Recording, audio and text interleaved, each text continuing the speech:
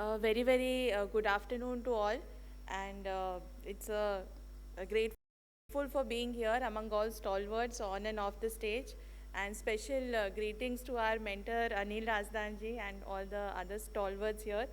I know I stand between you and the lunch, so we make the session short and interesting. Till the presentation loads on electric mobility, I feel when we talk of mobility, the terms that we are more known of is the residential charging, the residential vehicles, right?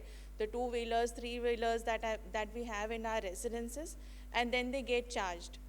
Today, I'll focus my discussion more on the medium heavy-duty vehicle electrification, and what exactly is meant by that is the large buses, trucks, and the large vehicles that are being used.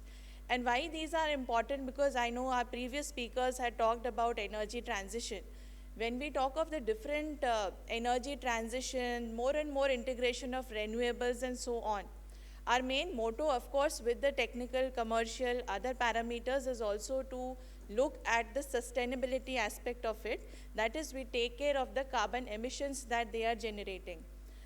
Now, when we talk of medium heavy duty vehicles, for example, if I say they might be 10% of the total transport, but then they account to almost 30% of the emissions. So the kind of impact they have on emissions is very, very high. And the background reason remains is that they have a very high kind of power consumption.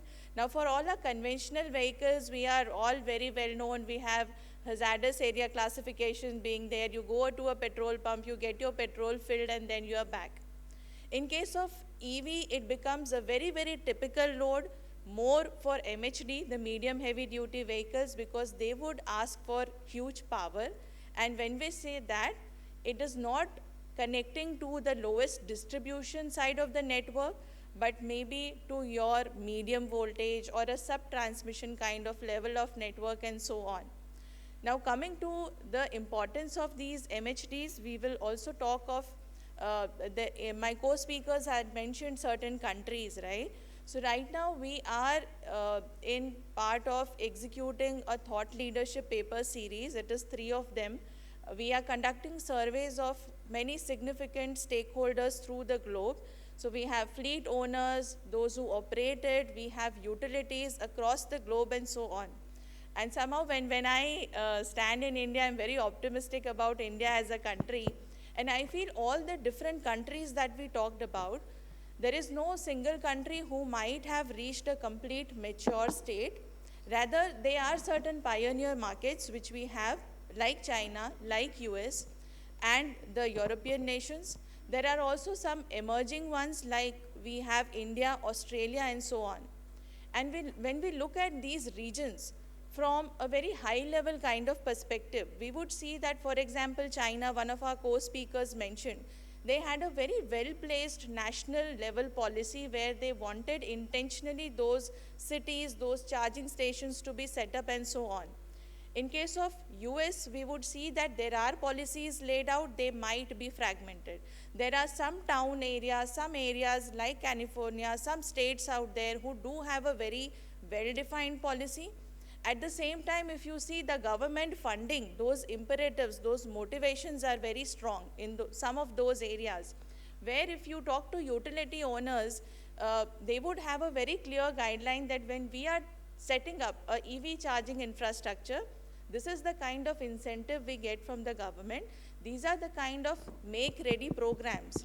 So when we talk of terminologies like the make-ready programs, they are essentially the kind of infrastructure where, say, as a fleet owner, maybe an Amazon and another fleet owner or so on, you come up with a requirement of power.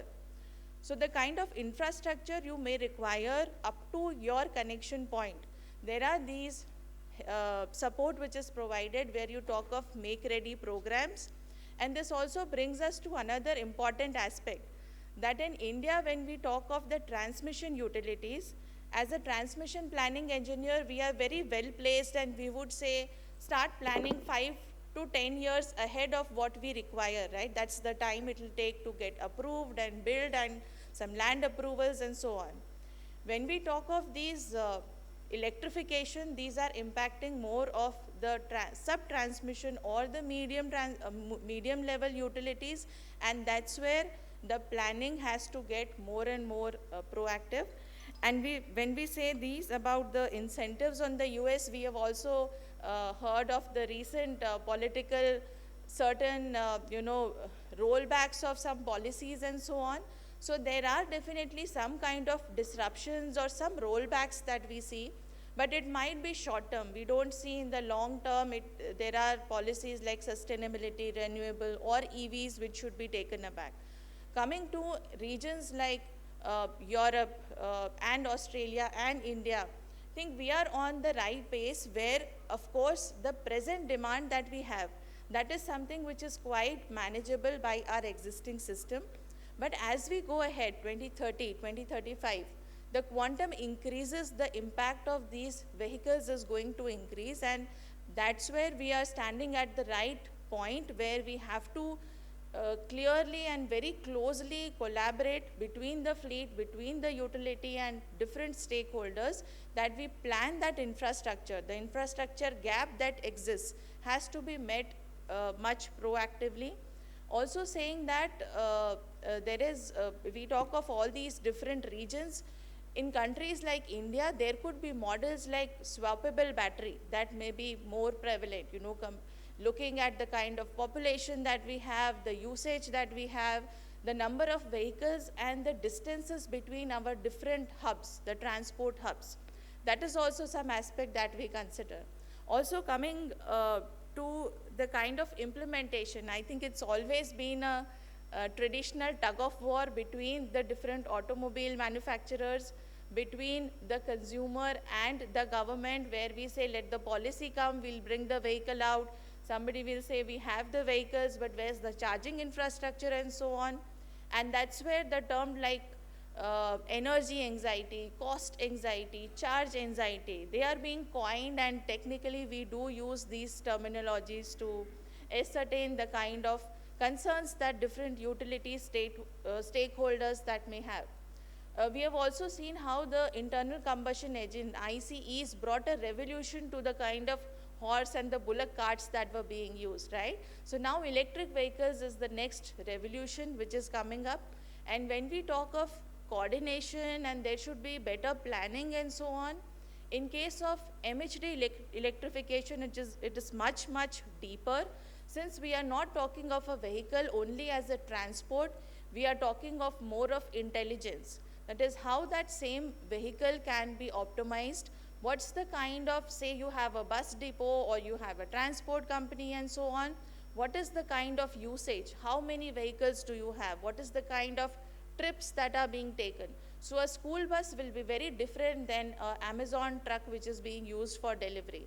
So is it a 24-hour shift? Is it an 8-hour shift? What is the kind of requirement? So when we talk of MHD, it has to be fast charging or ultra fast charging, which is very different than the slow charging for our residential passenger vehicles that we do use.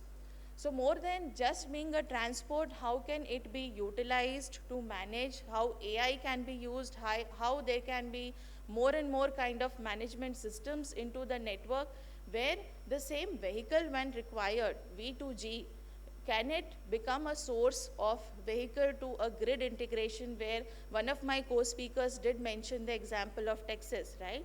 The temperatures had dropped down terribly, the gas pipelines had freezed, and the renewables which were being added, which we rely on for being green and for our power supply, they did not function anymore. So that was a very big and important example that when we keep on adding new technologies, we also have to ensure that the resilience part of it is being maintained. So in cases if required, if there's a blackout, can the same vehicle give a certain amount of power back to the grid? And when we say this amount of power, it will be the auxiliary or the very main essential kind of components that we are talking about, maybe your relay control system panels and so on. So how can those services be used for those kind of bi-directional power flow into your network is important. And coming to the utilities as a stakeholder, this may not be just a simple power supply, but more of a service where there is a strong collaboration which is very strategic, and you would like to know that there is this demand which may come up. I think it was being in one of the rate cases of US that I was studying few weeks back. Tesla had put on their view.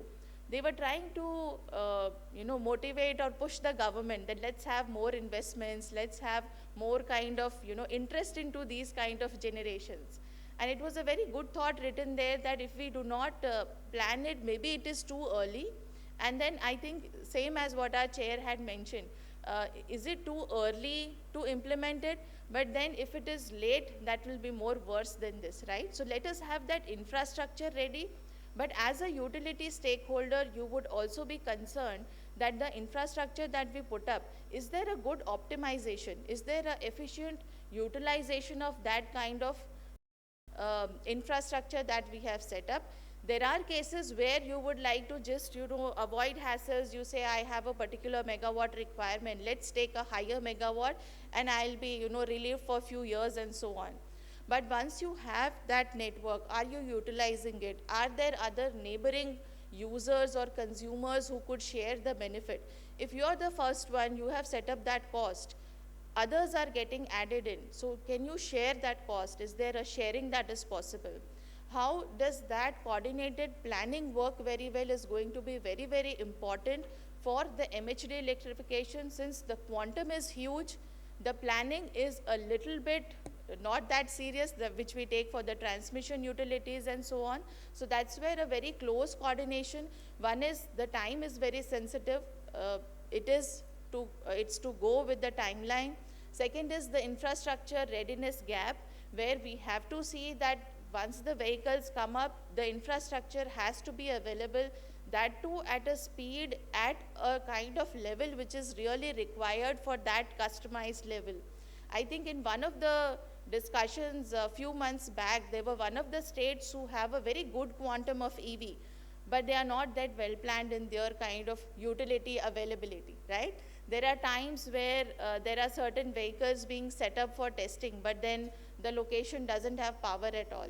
So that's a very ironical thing which may happen. So I think I may not go through the slides one by one. They have more or less the same content. Yeah, so that was my message in brief. I hope I have maintained the timeline. And in case of questions, if any, please feel free to ask us. And thank you. It's a pleasure being here.